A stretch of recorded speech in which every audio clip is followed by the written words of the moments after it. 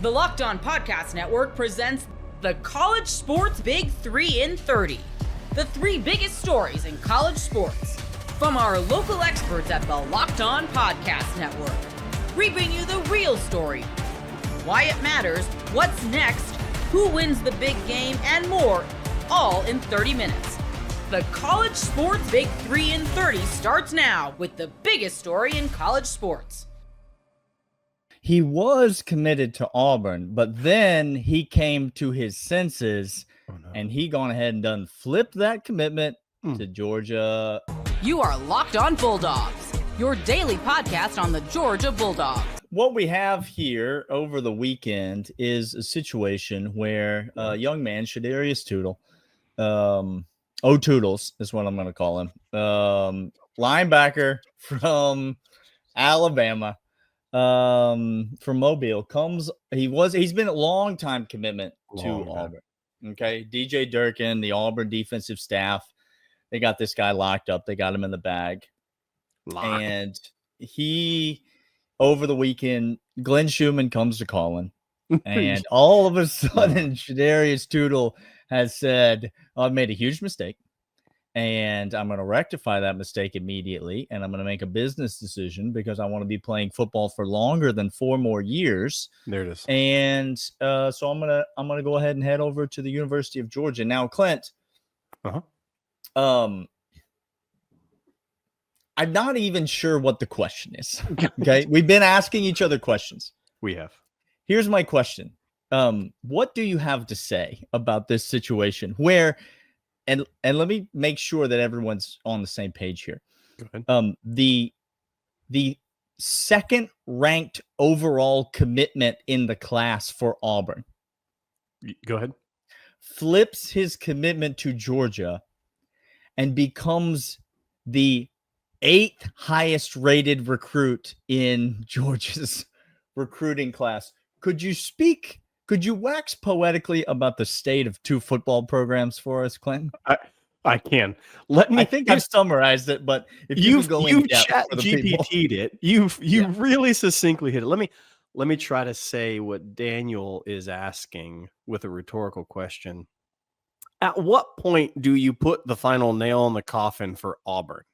Is what you're really asking. At what point do you just need to look around, Auburn fan?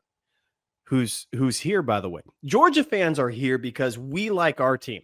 We're not in other people's podcasts because I only like the Georgia football team. Many other people are not, which is bizarre to me. It truly is bizarre. What it means is this. Auburn's is a train wreck, has been a train wreck. We call it a rivalry game. Hasn't been no rivalry game in a hot minute. Again, Jake Fromm completed 1.5 passes. And that was the last time it was competitive for anybody in an Auburn Tiger Wars Plainsman Eagle thing. Ever since then, it has been a shellacking.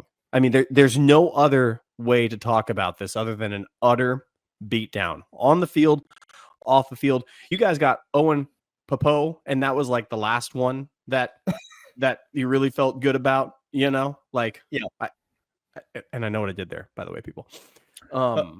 Other than Hugh Freeze, Clint, it's been the thing that he could do was not win football games. Can't do as coach. But the thing that he could do was the recruiting. You talk to Auburn fans, the recruiting. The recruiting. It's really that's what people trending say they're most upward. Excited about with this guy. He's doing something that the others couldn't do. It's really trending upward if you look at the overall scope. 6th overall class, according to 24/7. In 2025.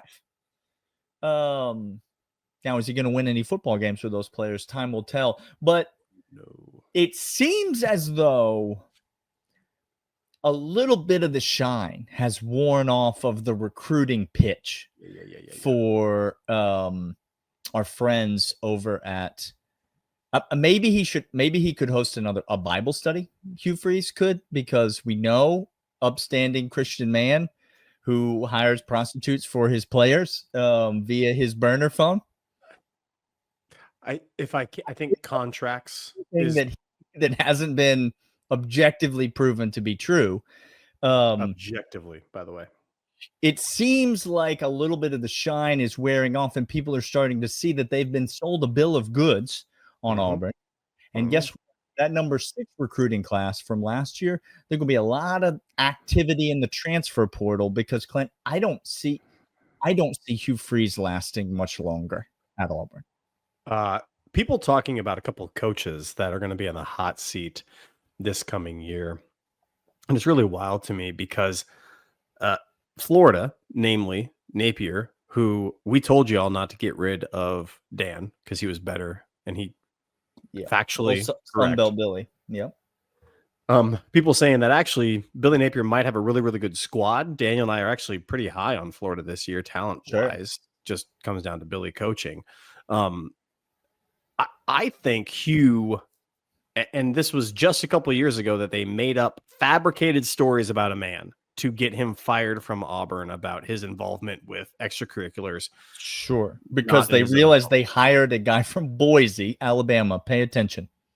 They hired a guy from Boise, which Venn is diagram's getting not very South circular. Dakota, but it's pretty much South Dakota. I am aware Very that similar. Idaho and South Dakota are separate places, but are you aware that they're not really?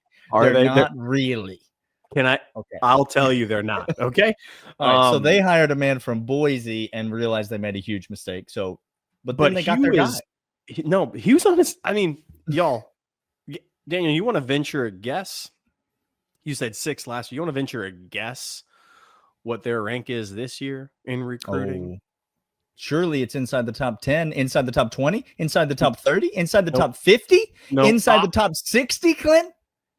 You would still be incorrect. Inside the top 70, and now you're there. Yeah, Daniel, here we go. They can't recruit their own state. They can't recruit outside neighboring states. They can't go onto the West Coast or up to New England and get top tier talent out of there. He can't attract the people that want to play for him. And so other teams, A&M is on a bigger tear than they are. Florida on a bigger tear than they are. Yeah, they're getting passed and lapped. Oklahoma comes in and gets Bo Bentley this weekend.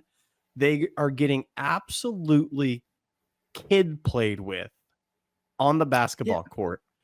And there's nothing Hugh Freeze can do about it. He literally can't stop the hemorrhaging that's happening right now.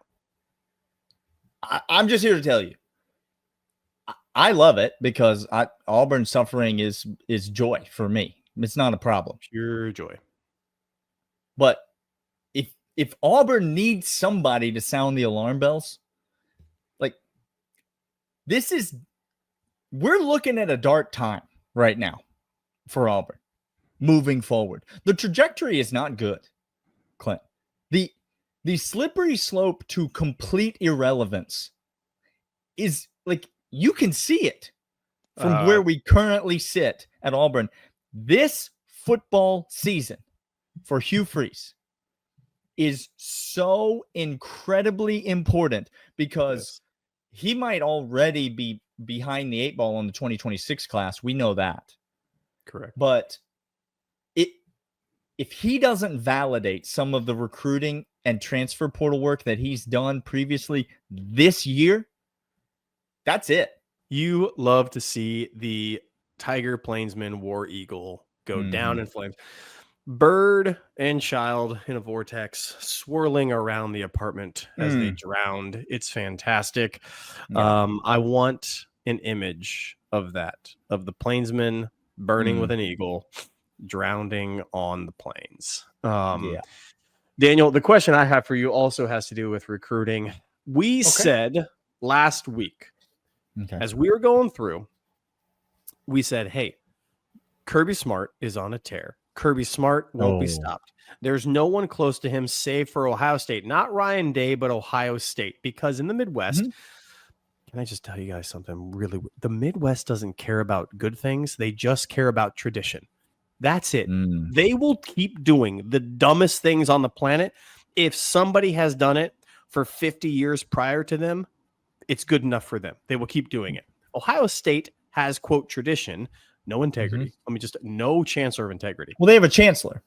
They do have a chancellor. My apologies. They do have a chancellor. Yeah. He does not have integrity, is what but he but he has a title.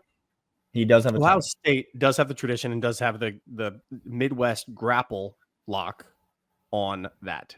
Okay. We said Kirby Smart has no one close to him. We gave a couple of names that we're very, very excited about coming in on the interior defensive line. Zachary Lewis, Zachy Helton, come on in. We got a couple of big old body guys who are going to probably get that bump in recruiting ranking. But over the last little bit on the 18th, there was a little name under the radar, and we made claim to this when we saw the first dominoes fall on the interior. We said, the tackle's coming, y'all. Ogboku commits 6'6", 280, North Carolina. Currently, Daniel, he is the third best at his position and the 40th best in the entire nation.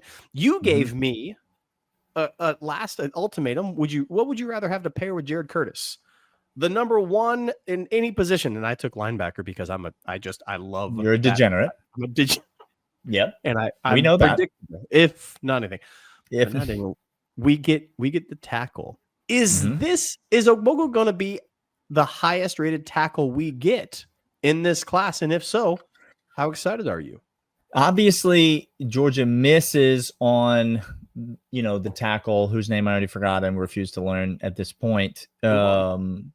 Because he's not part of our team, but Curtis commits and Georgia misses on the number one tackle in the class. But Egbogo this is a future 5-star tackle. Okay, yes, you mark that down. Like that's absolutely you can write it down. I do think he will be the highest rated tackle that Georgia gets in this class, although I don't think, as of right now, he sits as the second highest rated, tied for the second highest rated prospect, according to 24/7 Sports. I do not think he will be the second highest rated prospect in this class once all is said and done. Georgia got more 5-star talent coming. Yo, I'm here to tell you this class is currently sitting at 4, and it is not even close to being constructed. Tyler Atkinson. There are multiple 5-star defensive players on their way to Georgia. Multiple.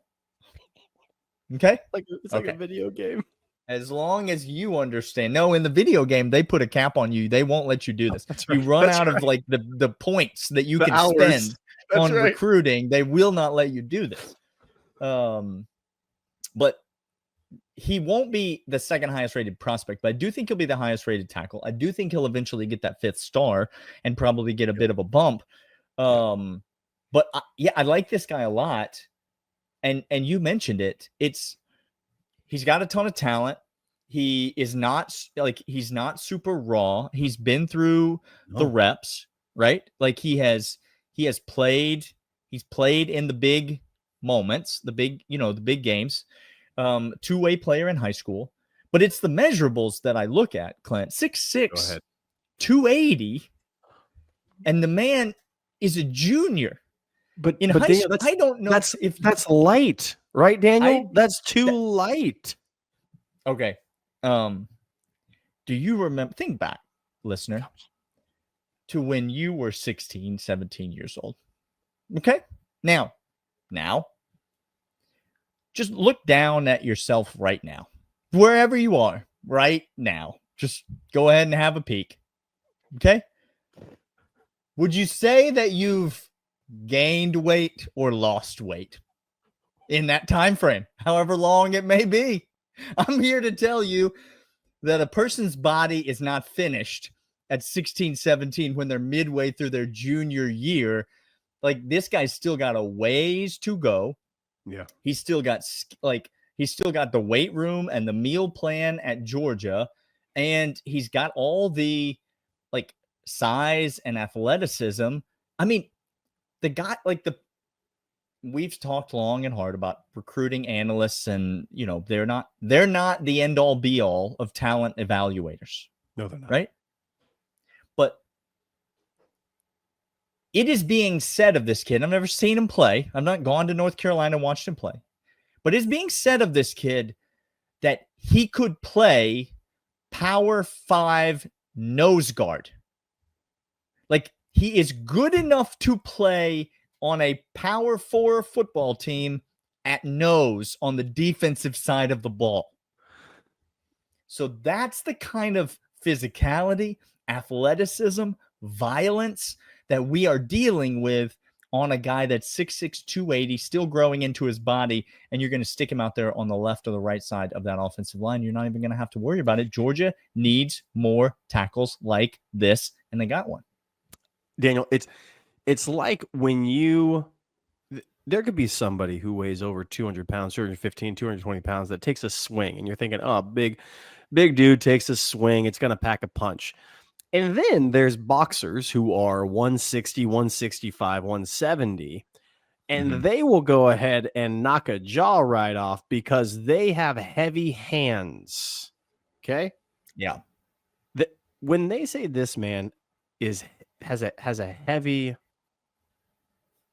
trunk, when his hands are violent, when they're concrete, what they're saying is this man, he plays, and this is all I care about.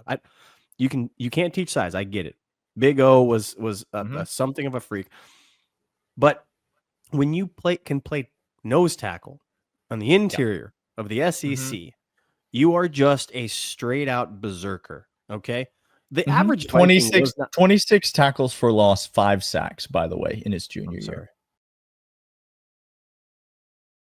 Summer sports are in full swing, and whether you're all about baseball under the lights, golf on the green, or high-stakes soccer action, FanDuel is the best way to make every game even more exciting. You're already following the action. Why not make it a little more thrilling? With FanDuel, you can get in on the game while your friends are getting sunburned at the beach. It's easy to use, fast to pay out, and makes even regular season games feel like must-watch events. Whether I'm placing a same-game parlay or watching a bet right in the 9th inning, FanDuel makes it feel like I'm part of the action. And if you're new to FanDuel, new customers can bet just $5 and get $150 in bonus bets if your first bet wins. Open the FanDuel app today or visit FanDuel.com/lockedon to get started. That Baylor football recruiting is heating up. You are Locked On Baylor, your daily podcast on the Baylor Bears.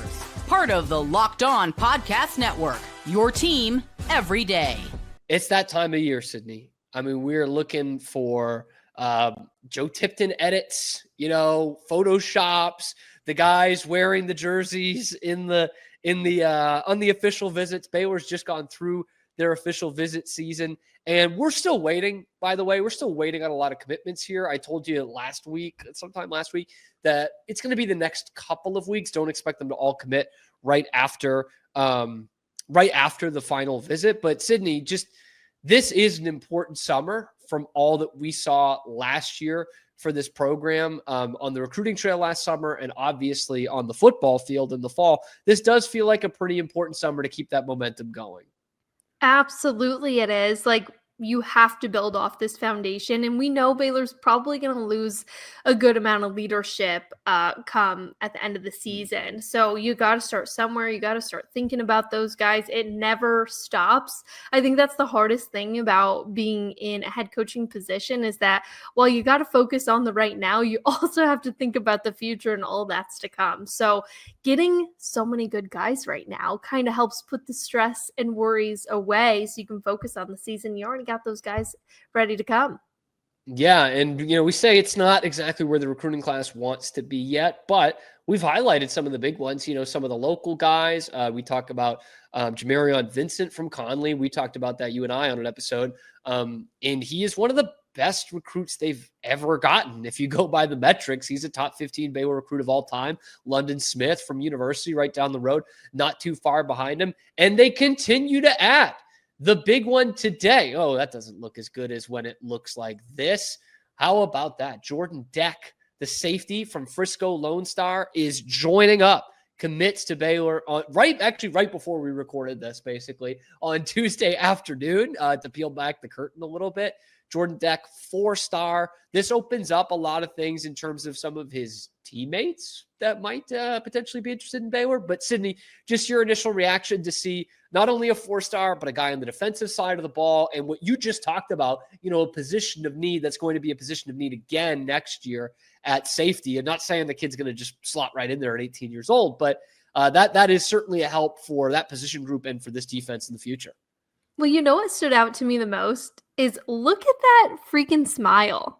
That kid is excited, and I love it. I feel like that's just contagious. You can see everything about him. He looks like such a fun guy. I watched a couple of his clips on Twitter, and I was like, this guy's special, and he's something else. And to make this commitment over places like Michigan, Ole Miss, like really big schools to stay closer to home, but even to come to Waco from being in the Frisco area, I think says a lot. So I'm excited about this kid. I think he's a huge addition to this class, and I like his energy. I think you can just see it on this photo alone. I know they make these guys look good, but there was just something special about this one to me. I was like, this guy's happy to be here, and I love it.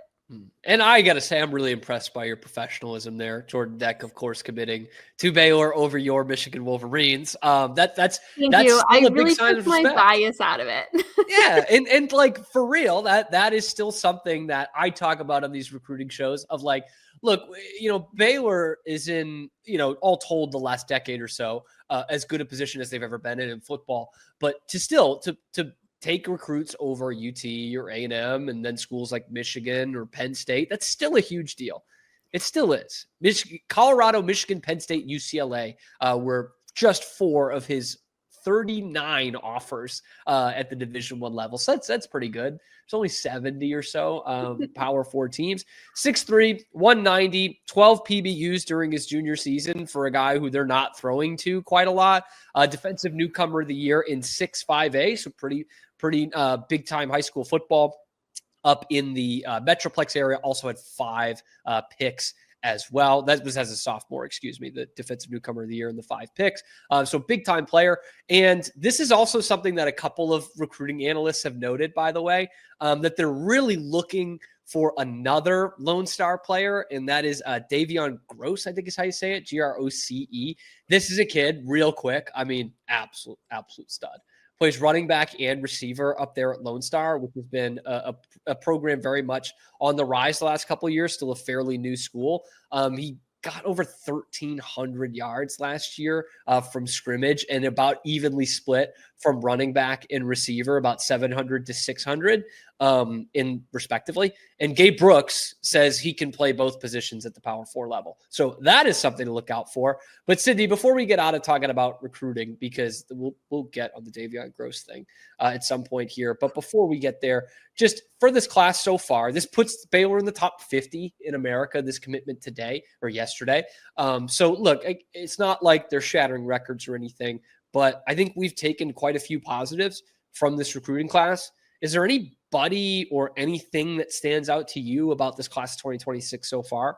Yeah, I think what stands out to me is you scroll down the list and it's Texas, Central Texas, more Texas. Like, it's so key. And I think we talked about how important it is for Baylor to capitalize on those star athletes in this area, but how we also need to see that dominance in the DFW area or even in the Austin area. And I feel like every time we bring that up, we get another commitment from somewhere that we mention. So I think it's really starting to put those words into action and finding those ways to land those guys. I think something else that's key about this commitment, you're talking about a guy who can play really well on defense. We keep talking about the needs on defense, and we're seeing big commitments from good defensive guys. You're finding really good ways to fill the gaps. And I'm like, what does that say about Dave Aranda? Clearly he's saying something, right? Because if I think about good defensive schools, I'm thinking of the Big Ten. And to choose Baylor over those, that's huge. So I like what I'm seeing from this class, but I'm really liking seeing where they're all coming from and how they're capitalizing on that too. Yeah, and specifically that Central Texas, which we've talked about a few times. Davion Peters, a guy we haven't really gone over on this show yet from Lake Belton. That's a kid who kind of, when Lake Belton needs it, right? They have Micah Hudson, who was a 5-star best receiver in America 2 seasons ago, or not this past season, but the year before. Stepping out of that shadow, Davion Peters comes in, has an absolutely massive year for Lake Belton. He's another one. It's these Davions. I don't know where it's coming from, Cindy. 2 Davions who are both running backs and receivers. He also went for over 1,200 yards, 700 through the air, 6 receiving touchdowns. So firepower, both sides of the ball, all Texas, man. It's coming up all Texas. It's coming up all Baylor. Monarch Money isn't just a budgeting app, it's a complete financial command center. You can track all your accounts, investments, and spending in one place, so you stop just managing your money and start building wealth. Instead of juggling multiple apps, you can use Monarch to check your finances, track spending, and even plan long-term goals. Managing money with your partner is smoother than ever. You can track shared and personal accounts, set goals, and stay on the same page without the stress. Take control of your finances with Monarch Money. Use code LOCKEDONNFL at monarchmoney.com for 50% off your first year. That's monarchmoney.com. Code LOCKEDONNFL for half off your first year. Michigan State football just got their 20th commit for the 2026 class. You are Locked On Spartans, your daily podcast on the Michigan State Spartans, part of the Locked On Podcast Network, your team every day. A wide receiver that committed to Michigan State goes by the name of Tyron Wortham out of Sarasota, Florida. And if you were kind of tired with how often we said the word speed in that episode, if you were just kind of bashing yourself in the head, like, when is this guy going to shut up and start using a different word that's not just speed? You're really gonna hate this episode, let me tell you that, because Samson Gash, the speedster out of Southfield, Michigan, 6 feet tall, 180 pounds. This man is a Sonic the Hedgehog player for Detroit Catholic Central. 24/7 Sports, they have him ranked as the number 49 overall receiver in the whole country, the number 4 kid in the state of Michigan. So that is a top 5 commit in the state of Michigan for your Spartans. Now, the 24/7 Sports composite. If you don't know what that is, they take all the rankings from the other recruiting sites too. We're talking Rivals, we're talking On3, I believe ESPN is in the mix. It's all boiled down to the one convenient ranking. Now, his composite ranking is outside the top 900. Now, for a few of these sites, maybe they just don't see the vision in Samson Gash. Maybe they don't think he's all, built up to be this, outstanding player. Obviously, he's good if he's ranked, but maybe not a 4-star or a high 3-star. And then the other half is that a few of these sites haven't updated their rankings in a while. So, hey, 24/7 Sports, just a standalone that site. They like what they see. Again, top 5 in the state, top 50 at his position. But anyway you slice it, guys, really strong, fast player, okay? Like Alabama, they didn't give him an offer last week just for no reason, just because Alabama just wants to give out offers out to anyone that plays the sport of football. No, they're picky and choosy. They wanted Samson Gash. It's a shame because he's going to be playing football at Michigan State University here. And they also had to beat out West Virginia, who, from everything I heard, was a legitimate threat on the recruiting trail here. He also had Cincinnati in the mix too.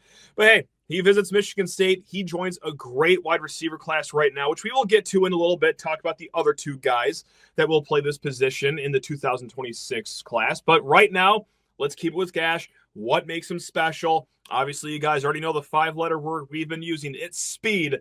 And that's how he was able to get 20 touchdowns as a junior for the Shamrocks, 12 of those receiving touchdowns, 8 rushing. He also had a few more on special teams, actually, so that's only counting the offensive touchdowns. And he was a state runner-up for Detroit Catholic Central. They fell to Cass Tech by 3 points last fall going into winter. And he was an all-state player last year, guys. He also played a little bit of defensive back. Should be no surprise to you that he's also a punt and kick returner for the Shamrocks too, which I could very well see happening here in East Lansing. He's got the pedigree behind him.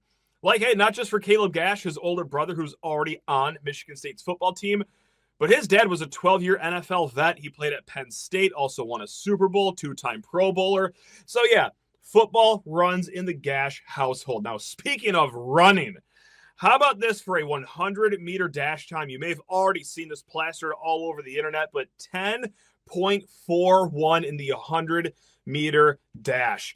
Guys, you can't even drive your car that fast for 100 meters on some roads in Detroit. This guy is lightning in a pair of cleats. That is a state record, actually. That should be a surprise to no one, but 10.41 was a state record. Just met that at the end of May right here in the great state of Michigan. So, obviously, hey, he's still, somewhat raw as a wide receiver. There's a reason that he is ranked outside the top 900 according to the composite. But, hey, whether it's, just has to refine his route running, which Hey, tons of high school wide receivers have to do that. Or, maybe his hands could use some work, for example. But I got to say, he isn't just all entirely speed. When I'm watching his highlight film, he does have some moments where he goes up, high points the ball very well. So it's not just this, little speed demon hamster that's just going to be running end arounds until the end of time. No, he has legitimate ball catching abilities too, out of, whether it's, out wide playing the X or the Z, or if he does play the slot here at Michigan State. Yeah, he is a legitimate receiving threat too. So let's say that it is, just the speed that you have to work with, and hopefully that he can develop into this great player one day. I gotta say, if the clay that you get to mold with is a guy that runs a 10.4 100-meter dash, you're doing okay then for guys that are coming in as a raw receiver. Again, I don't think he's entirely raw with the capital R, but hey, you know what? This is a really good get for Courtney Hawkins, and it's another really strong recruiting win, not just for Michigan State, but just specifically for this wide receiver room. Tyron Wortham, he was already committed to UCF, visited Georgia 2 weeks ago. So you could say you beat Georgia on the recruiting trail, you beat Alabama on the recruiting trail, just in your wide receiver room. Not too shabby. Also, the third wide receiver, Zachary Washington, you won a hotly contested battle over Wisconsin for his services. And just keep going down the list, even outside the wide receiver room. But these are really, really good gets on the recruiting trail. Fasayale out of Washington's own backyard. He's going to play edge here. He's 5 miles away from Washington's campus. They wanted him. You still got him.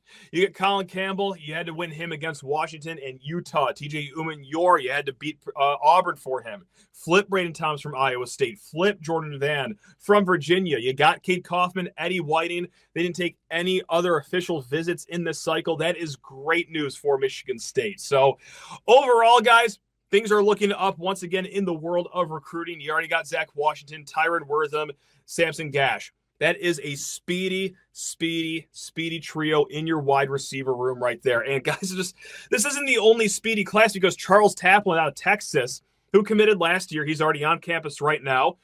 Doing pretty well for a true freshman, all things considered. I don't know if he's going to be getting 40 snaps a game this upcoming fall, but I know that people are pleased with where he is at already as an early enrollee true freshman. And same with my guy, the diamond in the rough of last year's class, Braylon Collier, who I really appreciate. So that's your 5-pack of receivers over 2 classes.